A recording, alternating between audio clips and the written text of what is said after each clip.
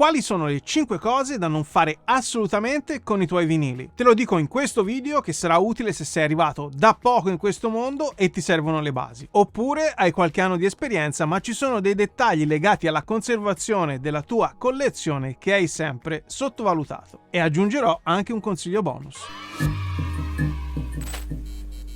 Qui sotto in descrizione trovate il link alla playlist Vinyl Care, la serie che tratta la manutenzione del vinile e di cui naturalmente fa parte anche questo video. Un video che nasce leggendo i vostri commenti, perché al netto dei professori che sanno sempre tutto di tutto, ci sono tanti appassionati a cui mancano le basi essenziali e mi chiedono come si maneggia un vinile, come va pulito, se va pulito, come va conservato e così via. Vi offro quindi una soluzione ai dubbi più ricorrenti letti tra i vostri messaggi, affrontando i temi in modo ancora più semplice, ossia cosa dobbiamo evitare assolutamente di fare se vogliamo conservare al meglio la nostra collezione di vinili. E che sia composta da 10 vinili oppure da centinaia non fa alcuna differenza. Se siete quindi novelli amanti del vinile, vi consiglio caldamente di guardare tutti gli altri video della serie Vinyl Care che è linkata qui sotto in descrizione. E se volete essere sempre aggiornati sulle migliori offerte e i pre-order più caldi,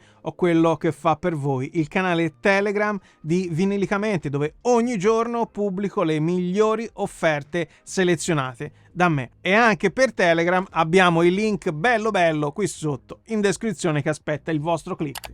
Butta giù le mani, grazie. Vi faccio vedere un post sponsorizzato che mi è capitato sul telefono qualche giorno fa. Un bel pollicione unto sulla superficie del vinile. Ho lacrimato sangue, ma devo dire che ho visto di peggio anche su account di brand importanti. Ebbene, questo non si fa, tantomeno questo o altre dita sul vinile. Tranquilli, questo è uno dei dischi che utilizzo abitualmente per test simili. Nessun vinile della mia collezione è stato maltrattato per la realizzazione di questo video. E allora, cosa non dobbiamo assolutamente fare con il vinile? Dobbiamo evitare di mettere le nostre dita sulla parte incisa del vinile. Le nostre dita sono sempre unte, e non perché mangiamo sempre la pizza fritta, ma perché i nostri polpastrelli sono naturalmente ricoperti di oli per proteggerli dagli agenti esterni. E sono gli stessi oli che lasciano le ditate visibili su una superficie nera, di solito lucida, e per questo motivo in hi-fi e anche qualche super appassionato del vinile usa dei guanti di cotone, di solito bianco, come Super Mario, per non lasciare traccia di unto. Wahoo! No, non andate a cercare su Amazon i guanti di Super Mario, stiamo attenti a dove mettiamo le mani, ma rilassiamoci. Il vinile va sempre maneggiato in questo modo, tenendo le nostre dita sul bordo e i polpastrelli non vanno sulla parte incisa del vinile. In questo modo. Questa è la classica busta in cui viene conservato il vinile all'interno della copertina. È quella di carta semplice, senza lamina antistatica. L'ho presa apposta per farvi vedere meglio come va maneggiato il vinile. Allora, cosa non si fa assolutamente? Non si fa questo. Vedete? Guardate il mio pollice dov'è. È sulla parte incisa, come la foto sullo smartphone che vi ho fatto vedere poco fa. Questa cosa non si fa. Allora, come ci muoviamo? L'anulare, questo qui, va sotto il foro del vinile. In questo modo ho preso una busta semplice apposta, così vedete com'è la mia mano. Vedete? Lì, ok? Il pollice è posizionato in questo modo. Non così, ma così, in modo che il polpastrello non vada sulla parte incisa del vinile.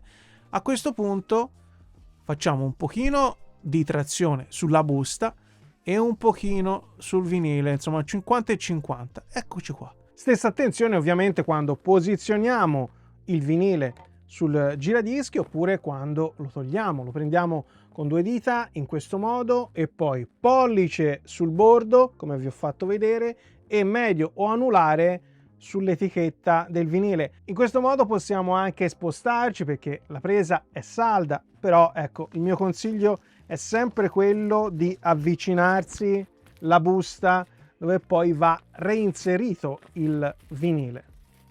E visto che sono con la busta in mano vi faccio vedere un'altra cosa che non va fatta. Questa, il disco non si fa cadere in questo modo, ma si accompagna all'interno della busta. Se utilizziamo buste interne antistatiche come questa, a maggior ragione se utilizziamo buste prevalentemente di carta, dove il bordo ovviamente è più sottile, è più fragile e si può lacerare con questo movimento. Insomma, non si fa. In ogni caso, busta o non busta, quello che non dobbiamo mai fare, lo ribadisco, è mettere i nostri polpastrelli sulla superficie del vinile, perché se noi facciamo così si depositano nei solchi anche gli oli naturalmente presenti sulla nostra pelle. E cosa fanno quegli oli? Trattengono pelucchi e polvere, che sono nemici dei nostri amati vinili, perché fanno aumentare i pop e click in riproduzione. E in ogni caso già la ditata di per sé degrada leggermente la superficie del vinile. Queste sono tutte raccomandazioni che in prima battuta ci sembrano un po' esagerate, un po' da fuori di testa, però vi assicuro che col tempo, con l'esperienza, piano piano risulteranno assolutamente naturali, riuscirete a maneggiare i vostri vinili in scioltezza. L'importante è ribadire che non fasciamoci la testa prima di romperla, però stiamo attenti a come li maneggiamo. Poi sulla pulizia, questa cosa qui è corretta oppure no? Beh, sulla pulizia tornerò in un altro video, se vi fa piacere. In quel caso iniziate il vostro commento qui sotto con #VinylCare. Non lasciamoli mai soli. Possiamo avere tutte le attenzioni del mondo nel maneggiarli, però se poi li lasciamo in giro o li riponiamo dopo averli ascoltati nella libreria, però senza le buste protettive esterne, a lungo andare, sfregando tra loro, le copertine si rovineranno. E le copertine sono uno dei fattori per cui tanti appassionati amano il vinile. Non c'è bisogno di fare tanti discorsi, vero? Si capisce al volo. Quindi per preservare nel tempo le copertine, sempre la busta esterna. Decidete voi se utilizzare una busta esterna aperta come questa oppure una con flap adesivo o non adesivo. Seguite la vostra preferenza, ma non lasciate i vostri vinili senza protezione. Come ho già detto, in questo video vado all'essenziale, a cosa non dobbiamo assolutamente fare. Ma per capire meglio come mai le buste siano così importanti e quali buste usare, vi consiglio la visione dei video dedicati. Dove trovarli? Bravi, qui sotto in descrizione c'è linkata la playlist VinylCare. Aprite quella e trovate tutti gli episodi, compresi quelli dedicati alle buste. E mi raccomando, non lasciate i vostri vinili nelle buste di carta semplice o nelle inner sleeve stampate se non volete che la carica elettrostatica si accumuli sulla superficie del vinile. Carica elettrostatica che è un'altra acerrima nemica di questo supporto, visto che fa aumentare i pop e click in riproduzione. E come diminuirla drasticamente? Utilizzando le buste interne antistatiche come questa. Guardatevi i video dedicati.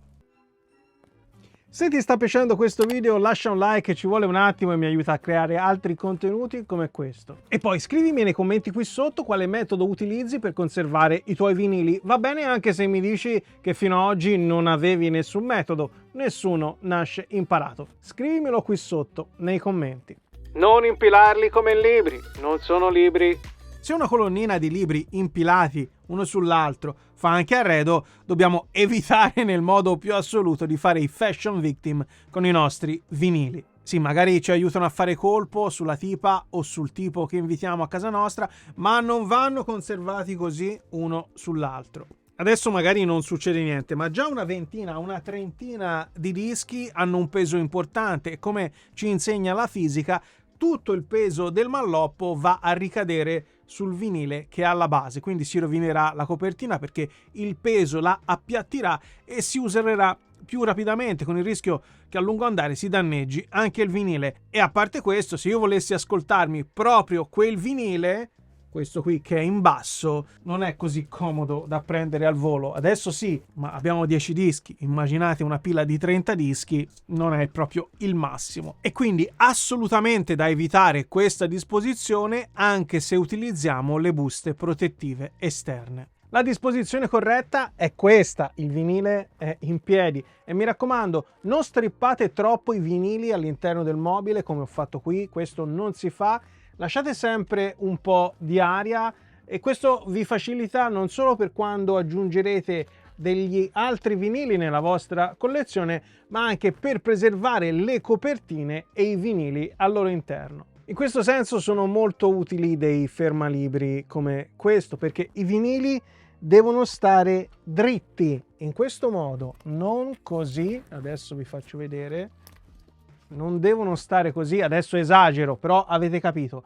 Sempre per un discorso di fisica, perché la maggior parte della forza verrà impressa su questo punto, che si usurerà più rapidamente, la copertina si degraderà, insomma, avete capito, il ragionamento da fare è sempre il solito. Dal momento che questo video va inteso come un punto zero da cui partire, ma anche come ripasso, vi ricordo che anche su come sistemare i vinili e su quali mobili scegliere ho realizzato un video super esaustivo e sapete già dove trovarlo, vero?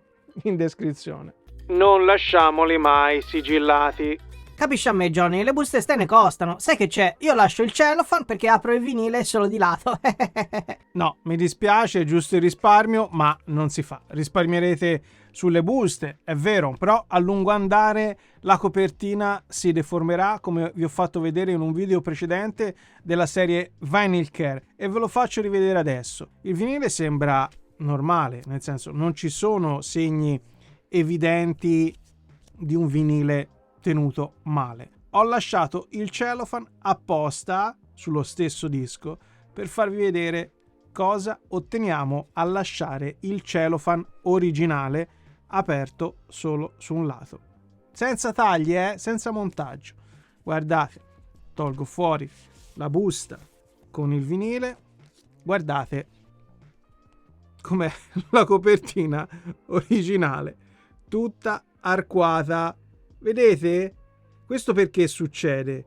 Succede perché aprendo il cellophane qui di lato, ovviamente il cellophane tira sugli angoli dove poi interviene la macchina che sigilla il cellophane, e quindi abbiamo una cosa come questa, otteniamo una copertina come questa. Vedete? Perché il cellophane fa pressione, fa tensione, non pressione, fa tensione, e quindi la copertina si arcua, soprattutto se è la copertina di un vinile singolo come questo, e quindi non vogliamo ottenere una cosa del genere, ok?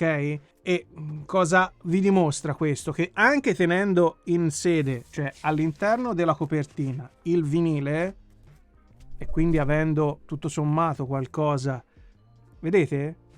Con il vinile dentro non sembra. Quando poi lo tiriamo fuori succede questo. Insomma, il cellophane non va lasciato. Prima di passare alla raccomandazione successiva va fatta una precisazione importante. Non occorrono anni perché si crei un risultato del genere. Questo è il risultato di pochi mesi, che poi è rimasto inalterato nel tempo, anzi è lievemente peggiorato rispetto al video che feci un paio di anni fa, mi sembra. L'unica situazione in cui possiamo utilizzare il cellophane originale per risparmiare sulle buste esterne è quando abbiamo un cofanetto rigido come questo, dove anche la tensione sui lati del cellophane originale non va ad intaccare una confezione molto spessa, molto solida, massiccia, quindi ovviamente questo cellophane non arcuerà mai la copertina di questo cofanetto, ma il motivo è evidente, guardate che differenza di spessore c'è. Non facciamo i fenomeni. Quello del vinile è un mondo splendido, però per un neofita è anche pieno di insidie, soprattutto perché quando un neofita si addentra nel vasto mondo dell'internet esponendo un dubbio in un forum o su una pagina Facebook, di solito ottiene che non solo quel dubbio non è stato risolto, ma gliene hanno instillati di nuovi. Non vi scoraggiate, è normale essere dubbiosi ed insicuri quando ci si approccia al vinile, e ci siamo passati tutti. Il problema è che nessuno lo ammette, oggi sono tutti nati imparati. Perché allora non dobbiamo fare i fenomeni? Perché come non dobbiamo farci scoraggiare da quello che ancora non conosciamo, allo stesso modo non dobbiamo presumere di avere in mano il sapere dopo solo un mese di utilizzo, di conoscenza del vinile. Da evitare assolutamente quindi di togliere il disco dal piatto mentre il piatto sta sempre girando. Allo stesso modo, quando lo vogliamo iniziare ad ascoltare, non si fa, anche se lo abbiamo visto fare dal DJ o in un film. Quando avete imparato ad andare in bici, cosa vi hanno insegnato prima? Ad andare in equilibrio senza routini o a impennare? Quindi non si fa, si posiziona il disco quando il piatto è fermo, e allo stesso modo quando lo vogliamo togliere stoppiamo il piatto e lo rimuoviamo. Andiamo cauti anche sul posizionamento manuale della testina agendo sul braccio libero. Questo perché se non abbiamo la sensibilità adeguata rischiamo di danneggiare lo stilo e quindi la testina, perché andiamo giù con troppa forza, oppure per paura di fare danni tremiamo un po' e facciamo un bello sbrego sul vinile. Finché non abbiamo appreso la manualità necessaria è meglio utilizzare l'alzabraccio per iniziare e terminare la riproduzione. In questo senso aiutano molto i giradischi automatici e sì, avete ragione, su questo canale, a parte il mio Technics SL5310 acquistato usato, non ve ne ho ancora mostrati, ma arriveranno anche quelli, non temete. Seguite i consigli dei più esperti, ma create la vostra esperienza su misura per voi, senza stress. Se già mi seguite lo sapete, se è la prima volta che siete qui ve lo dico adesso e nel frattempo, già che ci siete, lasciate un like e iscrivetevi attivando la campanellina per ricevere le notifiche dei prossimi video. E cos'è che devo dirvi? Che io pratico o cerco di praticare l'antica arte del buonsenso, sia quando devo giudicare un'incisione o un giradischi, una cuffia, eccetera, sia quando mi approccio alla manutenzione dei miei vinili e cerco di passarvi qualche informazione utile. Cerco di trasmettervi delle indicazioni da calibrare sulla propria esperienza. Sono molto più contento se un appassionato si gode serenamente la propria collezione di vinili dando il giusto peso a quello che sono oggetti. È sempre la musica incisa la parte più importante, non dimentichiamocelo mai. E ognuno di noi è libero di fare come vuole, può sfogliare le copertine e maneggiare i vinili con i guanti, però questa non deve essere la norma. La raccomandazione ovviamente è di stare attenti, ma godiamocela anche questa passione, altrimenti facciamo come quello che esce con la tipa e si porta dietro la mucchina per quando... Vabbè, dai. Ci siamo capiti. In questa puntata vi ho detto cosa non va assolutamente fatto. Nei prossimi episodi di Vinyl Care tornerò sulla pulizia del vinile, dal lavaggio fai da te alle lavadischi manuali a quelle automatiche, e vedrete che piano piano ci capirete qualcosa di più e poi potrete viaggiare tranquilli, senza ruotini, come quando avete imparato ad andare in bici. A presto e buoni ascolti.